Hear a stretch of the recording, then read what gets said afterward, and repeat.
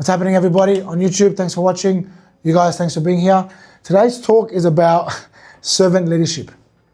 Now, before I continue, in your opinions, and I want to hear from you guys, who do you feel is the best leader or servant, not servant, the best leader you've ever come across? Jesus. Cool. Well, that is definitely the fuel for today's talk.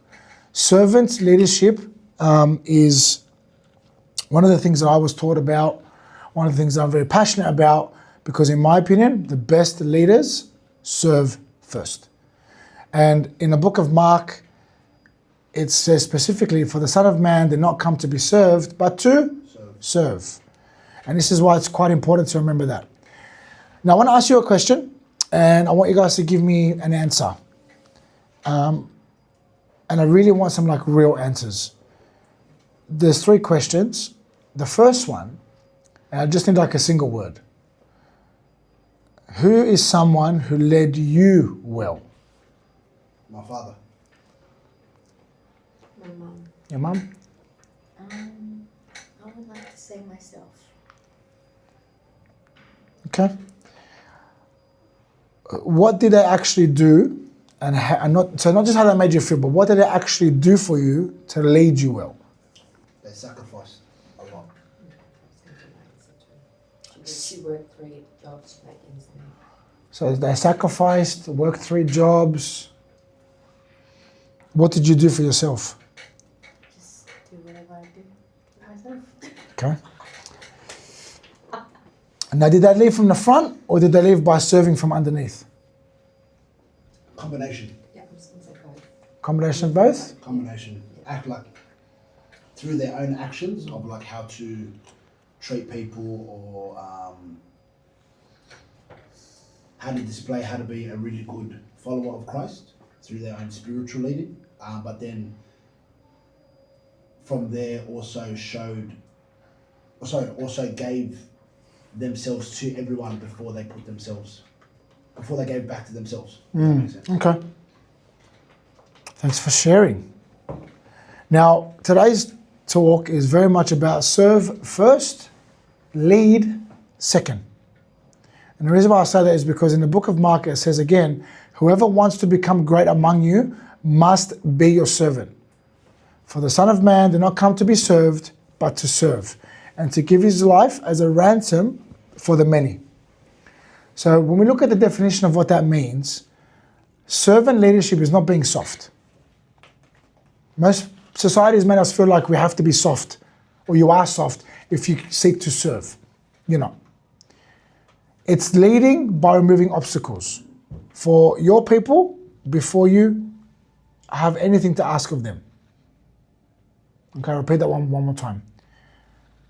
Servant leadership is not being soft. It is leading by removing obstacles for your people before you ask anything of them. So anybody that you guys lead, whether it be at home, whether it be your workplace, whatever it might be, you need to understand that when you want to serve people, so when you want to lead people or be a leader in your organization, you need to understand that it comes with an element, a huge element of service. But not service where you put yourself beneath them or they put themselves above you. It's serving because of the fact that you want to make sure that the way that people work with you works better.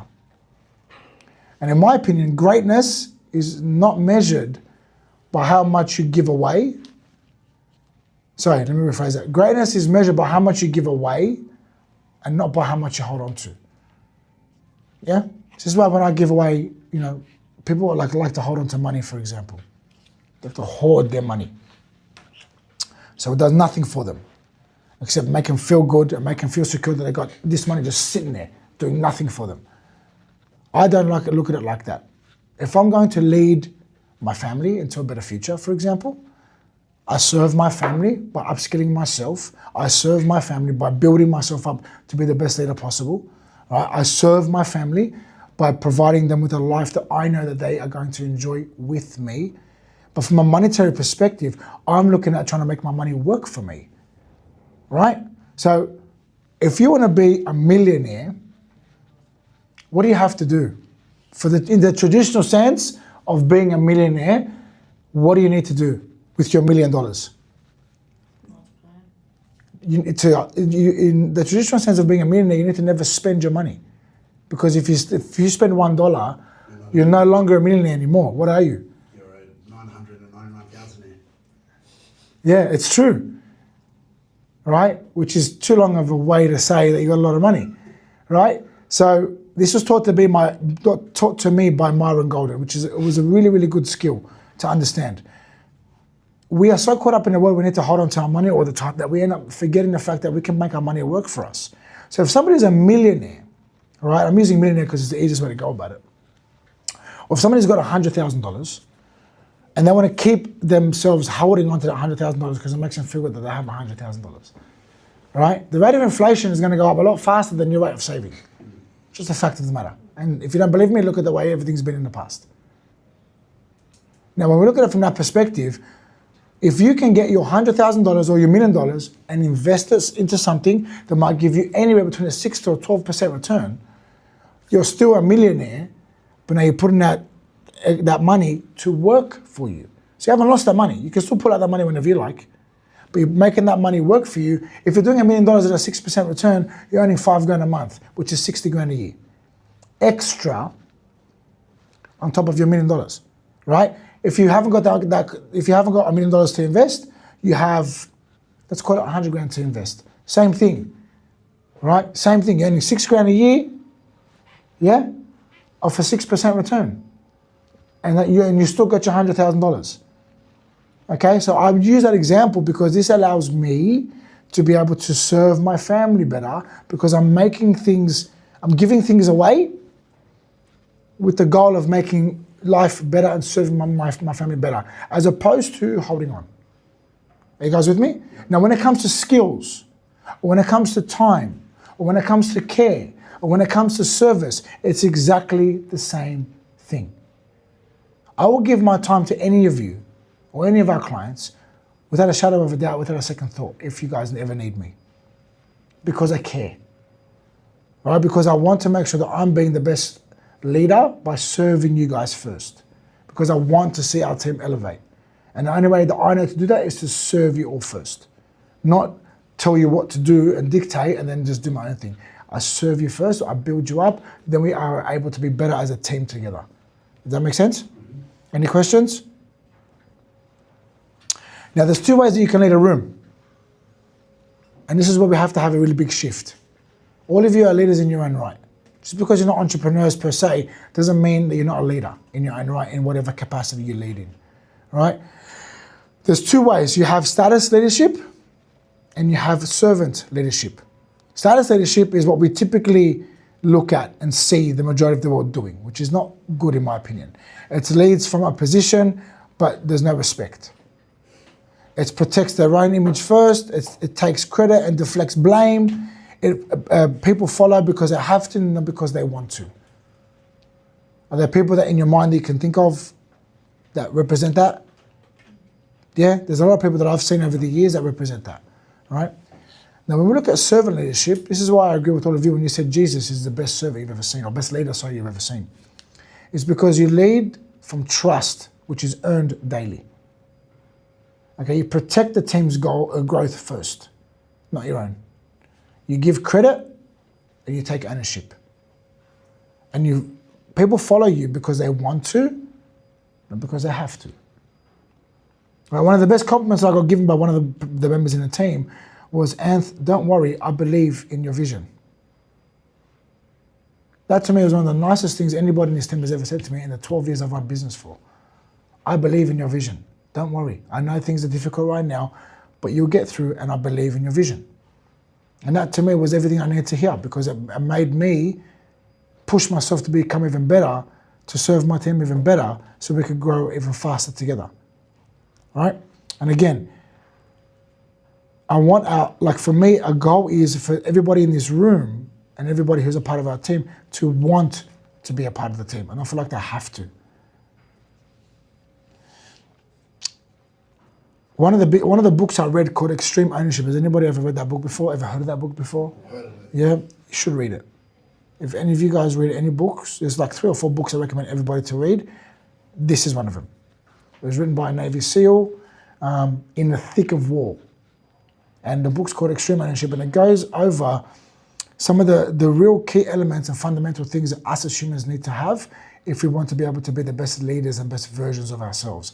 And when it comes to extreme ownership, it's not just blaming yourself for everything and then doing nothing about it. It's understanding where you need to improve, what your role is in every situation, and looking at the growth in every situation as well.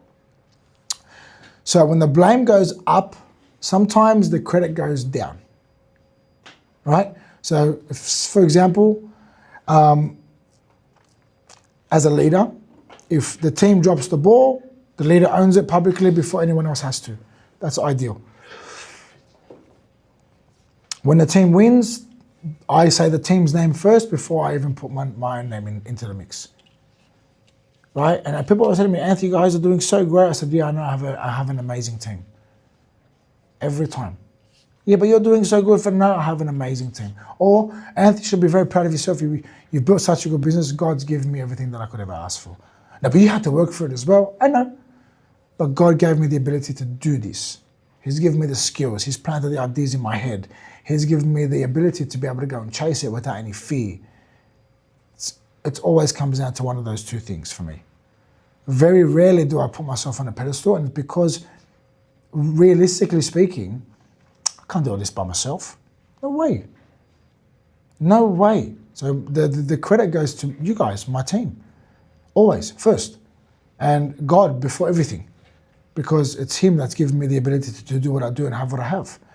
And so one of the other things that I always think of is, I look at the systems that we have set in place here, I look at the processes, I look at how you guys are all trained up, and I deal with those things. I like to deal with those things first. Good leaders deal with the systems and the processes first before they sit there pointing a finger at any kind of individual for anything.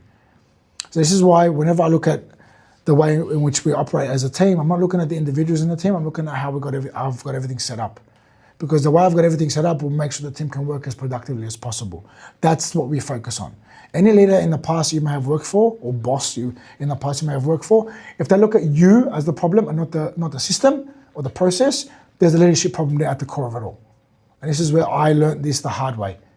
Through being an employed staff member many, many years ago and copying a lot of stuff for the lack of leadership within the organization. And that was made to feel like everything was my fault, which caused me some serious anxiety.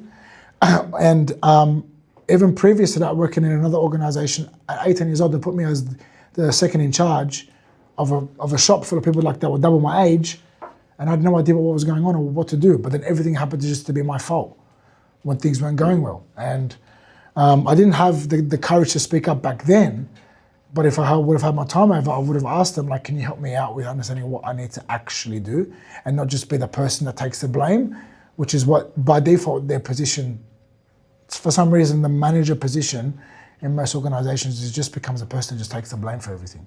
And that shouldn't be the case, because it doesn't make it fun for anybody to work, doesn't make it enjoyable for anybody to work. There's no growth there, there's no prosperity there, there's nothing that anybody can do to be able to ensure that their team as a whole can grow, because they're not actually reflecting on their systems and their processes. Versus what I do is I don't look at the individual. I look at the system and the process. If that's perfect, then I speak to the individual. If the system or process needs to be fixed, we work on that first, because that's going to make sure that mistakes don't keep happening. You guys with me? Now, when we look at applying it to PTA, for example, what do you guys think serving a client actually looks like? Give me something. I'm going to go first, so go around the room. What do you think serving a client looks like?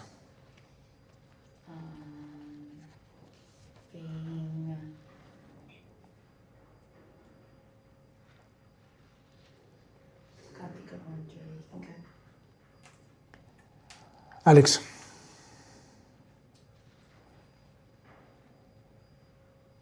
Being a motivator. Cool. Julie? Leave it 10 to you. Awesome. So other areas that you can think of when it comes to being a good leader or serving our clients really well is before they even walked in, right? Have their sessions ready, which is what we do, right? We have the program ready. The goals are remembered by us coaches in particular. When we're inside the actual session as well, being attentive, we're giving them full attention. Obviously no phone, no talking over their set, just really focusing on what they're doing.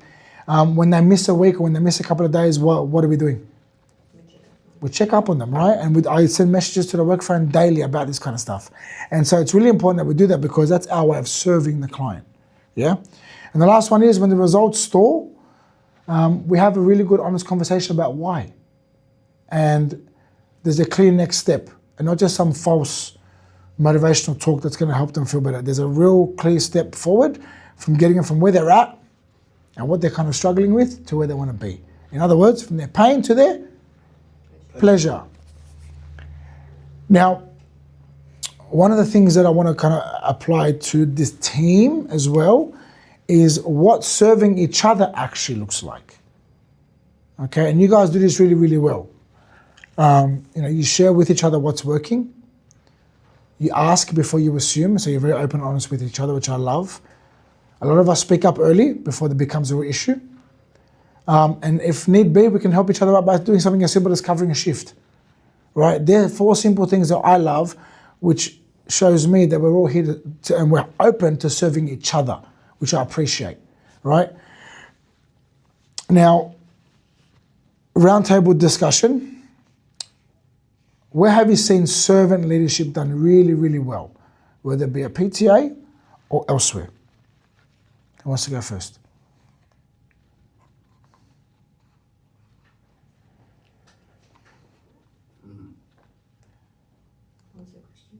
Where have you seen servant leadership done really well, either at PTA or anywhere else?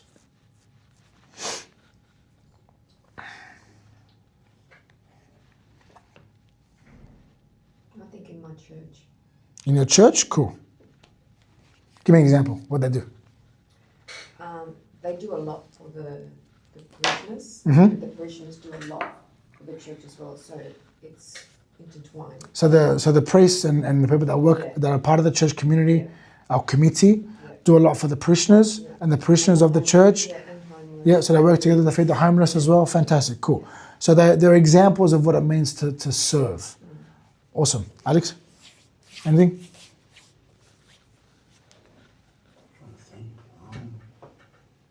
So you mentioned your father. Yeah. Give an example about what your father has done, like a real clear example of servant leadership.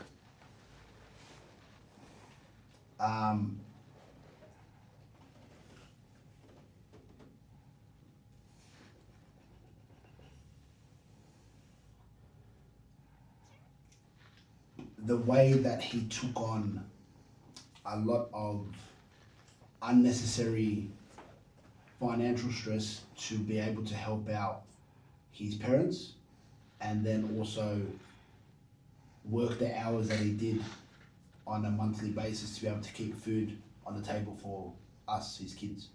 And his Cool. wife. So you saw your dad making sure that they could be able to keep things going, keep things working really well, and really focus on making sure that he could look after his family. Not from a position of dictatorship, though, but from a position of leadership. Yeah. Cool. Yeah. So yeah, but that more of that servant leadership. Yeah. Never asked for anything in return. Did it. More than happy to do it, and just his happiness was seeing his family okay. Yeah, literally Yeah. did it without questioning, just did it. I love that. Cool. Anna, is there anything? No, not that I've seen. All right. So where have you guys seen the opposite? Think about where you may have seen the opposite to what you just described, or you think of, for example, Jesus as the ultimate leader. Where in this world or where in your life have you seen the opposite? And what did it cost? The people or the team or yourself? What did it cost? Saw it at the old gym that we used to work at back, what are we talking about, 15 years ago? So before you became a part of PTA, the gym you were working at previously? Yep. Pretty much the manager at the time was ultimately just serving herself, and didn't really care too much about the community, didn't really care too much about her her trainers and her staff members that she was obviously in charge to look after. And what it costed her was pretty much almost the brand itself. Members started to leave, the team itself started to drop off one by one. And then it ended up just causing a bad reputation about her. She lost credibility, and yeah, it just didn't like there was nothing good that came from it whatsoever. Yeah, cool. So look, for those people watching on YouTube, my brother who was just talking and I, we used to work together. So I know exactly what he's talking about. The manager at the time was not a good servant leader. She was just there for herself. She was led by dictatorship and she just assumed that everybody had to respect her because of her position, but she had no respect. Purely because of the fact of everything around servant leadership, she did the opposite too. And I could definitely attest to that as well. That's the reason why I left, is because of the fact of that leadership there was not quality. It was more of a finger pointing, blame everybody else type of leadership, which isn't a leader in my opinion. So I didn't want to be around that because that was quite toxic. So I'm glad you brought that up. It's a good example of what the opposite is to what you're used to. Yeah. Julie, anything? Similar. There was a situation at my children's school where the teacher was not taking accountability for her actions, and so started blaming the kids for being misbehaving and pointing the finger at kids, calling the parents up, regardless of her actions. She was blaming the kids, and as a leader and as an adult, we all found that that wasn't the kind of person that you needed to look after children and lead them and be a good mentor. I think being an educator is quite an important role because you're literally helping to mold the minds of these young kids who are very impressionable at that age, right? So she would have potentially done a lot more damage than good in what she was doing and how she was behaving. So yeah, that's a really good example of how it can cost people as well. You know, these kids missed out on a good opportunity, but also she missed out on the opportunity to help these kids as well, which is essentially why you become a teacher, you know, because they're paying that good for a teacher. So you definitely have to be passionate about helping kids to be a teacher. Yeah, man, for sure. Anna, anything? No. So what's one place this week that you could serve before you lead? Just think about it for a minute. What's one place this week you could serve first before you lead? Now, the reason why I asked that is because you've reflected on where you've seen great servant leadership before. You've also reflected on where you've seen the opposite. Now you can reflect on what you can be doing to serve first before you lead. And it can be anything very simple. And I'll give you an example. I'm not going to require answers off you on this one. I'll give you an example. For me, it's more about serving the community first and keeping them at the forefront of my decision making over the next couple of months with this huge transition that we're going through. Okay, for those on YouTube, I'm moving premises and there's a lot of moving parts. We'll have a period of time where we're going to be closed for. So my goal is to serve my community as best as I can alongside my team to ensure that we can be able to keep everybody interacting. But also when we move to this new place, which is bigger and better, there's the growth still going to be there. So that's one example that I will use for this week and obviously for the next few months and moving forward about how I can serve first before I focus on just being a leader, if that makes sense. Now, I want you all on YouTube and in the room, I know we're on Wednesday, but I want everyone to think about one specific way that you're going to serve first this week. I don't want it to be a vague little, half thought of intention. I want you to really think about it because I want you all to become the best versions of a leader within yourselves that you can become. And it starts first from serving before you dictate. So the goal for this week, for all of you listening on YouTube and for all of you here in the room, is the goal is not to just get motivated. The goal is to become consistent and consistent in your leadership qualities that you already have. Yeah, you only become great at what you practice, right? You don't become great at things you don't practice. So if you think of it from that perspective, you're practicing this service-based leadership more often than not, it's going to come out in you more often than not, which means that the way in which people take you, the way in which you're able to support people, the way in which you're able to support the team, support your family, support the people that are the most, and the things that are the most important to you, you can do them better. You guys with me? So that's it for today. Thanks everyone on YouTube for watching. Thank you guys for being here in the room. I appreciate it.